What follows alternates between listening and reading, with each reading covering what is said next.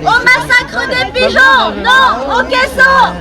Non, au massacre des pigeons. Non, au caisson. Voilà, pourquoi vous avez une jolie rose dans votre main, dites-nous. C'est pour en hommage à tous les pigeons qui sont martyrisés, qui sont assassinés dans toutes les municipalités chaque année.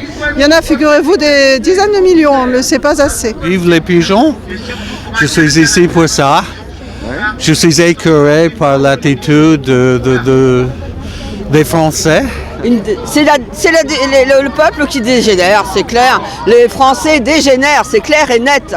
Pour qu'il n'y ait plus de fientes, pour que les riverains soient satisfaits, que les mairies aient moins de plaintes, on tue les pigeons.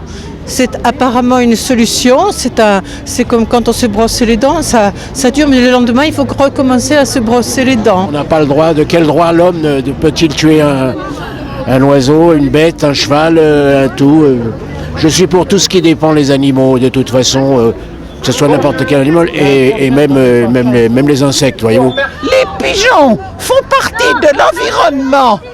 Comme nous, ils ont le droit de vivre. C'est lamentable, ils sont tués dans des conditions épouvantables. L'homme est un barbare, il faut arrêter immédiatement ce massacre. Et on les tue soit par CO2, souvent dans d'atroces conditions, et également par vide d'air, ce qui explose les poumons, ce qui les met aussi dans d'atroces souffrances. Ça peut durer jusqu'à 3 minutes. On sait quand même qu'il existe des méthodes comme les méthodes contraceptives, les pigeonniers avec des graines contraceptives qui permettent très naturellement, si les municipalités veulent bien s'en donner la peine, de réduire leur nombre. Les Chinois, ils ont trouvé la solution, c'est qu'ils mangent les œufs de pigeons. Ah bah oui, évidemment, chacun ses coutumes, tout ça. Bah on mange bien des œufs de poule. C'est les Chinois, mais bon.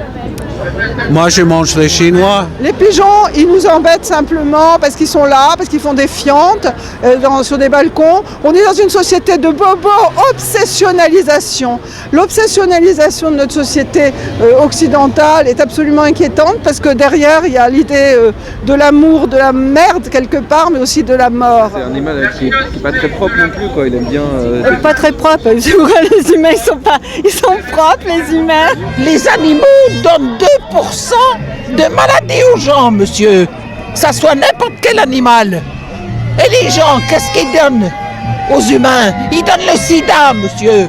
L'animal sauvage, notamment le pigeon, c'est du lien social.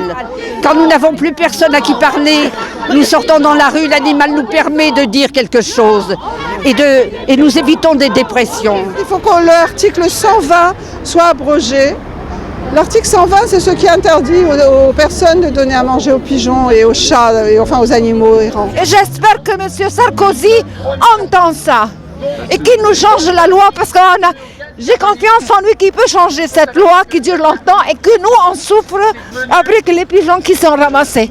Il aime bien les pigeons en plus, ça tombe bien. C'est vrai? Ouais, il aime bien pigeonner les gens.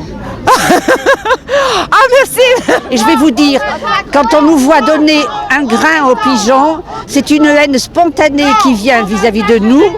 Moi j'ai dû me mettre 4 fois sous la protection de la police. Un type a voulu m'étrangler, un autre a voulu m'écraser le visage contre un mur. Et 4 fois, un autre m'a déclenché un malaise cardiaque, j'ai dû aller à l'hôpital, amené par les pompiers à l'hôpital, et je ne lâche pas.